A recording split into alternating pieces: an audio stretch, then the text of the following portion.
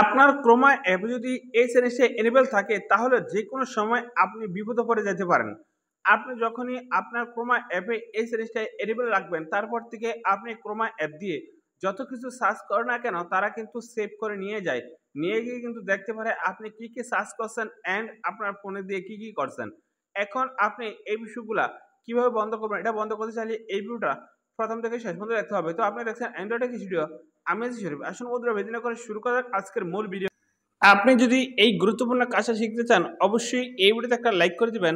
তারপর এখানে দেখেন সাবস্ক্রাইব লেখা আছে, এই সাবস্ক্রাইব লেখার উপরে চাপ দিয়ে দিবেন।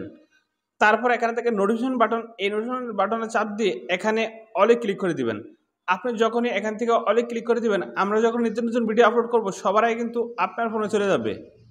এখন ক্রোমা অ্যাপের এই কাজটা বন্ধ করতে চাইলে আপনি কি করবেন, এই ক্রোমা অ্যাপে চাপ দিবেন। ক্রোমা অ্যাপে চাপ দেওয়ার পর এখানে দেখেন ৩ ডট, এই ৩ ডটে চাপ দিবেন। তারপরে আপনি কি করেন এখানে দেখেন সেটিং, এই সেটিংসে চাপ দিবেন। সেটিংসে চাপ দেওয়ার পরে এখানে দেখেন প্রাইভেসি অ্যান্ড সিকিউরিটি, আপনি এখানে চাপ দিবেন। তারপর এখানে দেখেন প্রাইভেসি গার্ড, এই যে এখানে দেখেন প্রাইভেসি গার্ডে চাপ দিবেন।